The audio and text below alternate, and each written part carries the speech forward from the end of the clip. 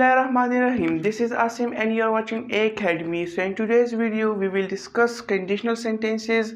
What are conditional sentences? How we can recognize that this is a conditional sentence. What are the structure and how many types do we have? So in this video I'll solve all these problems, and if you are new to our channel, so kindly subscribe it and press the bell icon so that you get more videos like this. So first of all we will define what is conditional sentence. So conditional sentence is a sentence that gives a condition. एक ऐसा sentence होता है जो हमें एक हालत देती है और इसका एक आउटपुट कैसे. For example if it rains, so now you can see that if it rains this the condition. अगर बारिश होती है then match will be cancelled. So this is the outcome of these conditions, as we have mentioned in definition that this sentence gives a condition. ये हमें एक condition देती है, एक लिमिट दे देता है कि अगर ये काम हो जाए तो इसका आउटपुट भी इसी ये होगा. an outcome of condition occurring. So अब क्या होता है कि if it rains match will be cancel. So conditional sentences हमारे पास सिंपली वो सेंटेंसेस होते हैं जिसमें हमें एक हालत दी जाती है और फिर इसका आउटपुट उस हालत के मुताबिक होता है. अच्छा, अभी कंडीशनल सेंटेंसेस की रिकग्निशन क्या है, इसको हम कैसे जानेंगे. उस सेंटेंस में जब अगर इफ आ जाए, if word if, so her condition sentence कहलाता है. और अगर if at the beginning of a sentence आ जाता है, so then we use comma after the first condition, and if it comes at the middle of a sentence, so then we don't use comma. For example, match will be cancelled if it rains. So here the output is used before first, and then condition is used, so then there's no need of using comma. And if condition is used at the beginning, so then we use comma before output. So we have four types of condition. Now we will discuss one by one. हमारे पास जो पहला है zero condition. और क्या है जो condition हमारे पास क्या है, it expresses something is a fact, यानी ये हमें वो हालत बताता है जो सही हकीकत में हो. कैसे. अच्छा, इसका स्ट्रक्चर क्या है, इसका structure if plus simple present tense plus simple present tense में यूज होता है. और अगर आप आउटकम जो है पहले यूज करेंगे तो then there is no need of comma here. Sorry, I forgot comma. Here we use comma, and if you use simple present tense, then it means output at the beginning, so then you don't need to use comma. For example, if you sleep you dream. If you sleep, अगर आप सोते हैं, so you dream, यानी आप ख्वाब देखेंगे. ये हकीकत है, ख्वाब होते हैं. He enjoys match if he goes stadium. वो मैच एंजॉय करता है अगर वो स्टेडियम जाता है. देखिए मीनिंग इफ मिडिल में यूज़ किया है, सो इधर कोई कामा नहीं है.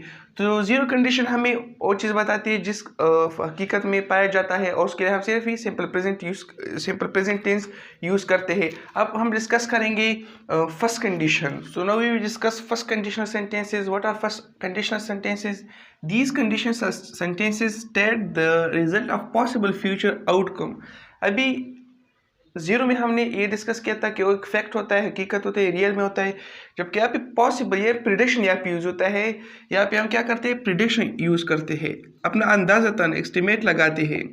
Prediction, we don't know about the future but we are just guessing that may be this thing occur. For इसका स्ट्रक्चर है if plus simple present tense plus comma plus will plus verb. So you can differentiate that here will is added, addition of will is added and first condition.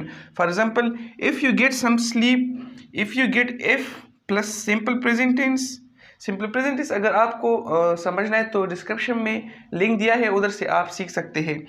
Condition के cases के साथ हमने detail के साथ explain किया है. Condition plus comma plus you will here will is added, will feel better. अभी यहाँ पर कहेंगे कि यहाँ पे आपने सब्जेक्ट वगैरह कुछ नहीं लिखा. यहाँ पे सब्जेक्ट स्ट्रक्चर में आता नहीं है, और हमारे साथ अंडरस्टूड है कि हम ये खुद से लगाएंगे. बाकी जो सिंपल प्रेजेंट वगैरह है ये कंडीशन सेंटेंसेस के स्ट्रक्चर में ऐड किया जाता है और एक्सप्लेन किया जाता है.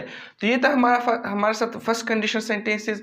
फर्स्ट कंडीशन में हम सिर्फ ही गेसिंग करते हैं, और उसका स्ट्रक्चर ये हमारे पास if plus simple present tense plus comma plus will plus verb है. और इसी तरह अगर आउटपुट आपने पहले लगाया है तो देन कॉमा की जरूरत नहीं है। अब हम सेकंड और थर्ड एक्सप्लेन करते हैं। So we are now going discuss the two last types of conditional sentences, that is second conditional sentence and third conditional sentence. So second conditional sentence हमारे पास क्या है? It shows the result of unlikely event occurring. इसको ये आपको example के बाद ये आसानी से समझ आ जाएगा। इसका स्ट्रक्चर पहले समझिए, if plus simple past tense plus word plus comma plus word plus verb. इससे पहले हमने फर्स्ट कंडीशन में विल यूज किया था, जबकि इधर हम वुड यूज करेंगे सिंपल पास्ट टेंस। उससे पहले हमने सिंपल प्रेजेंट टेंस यूज किया था। For example, if you became Bill Gates you would enjoy.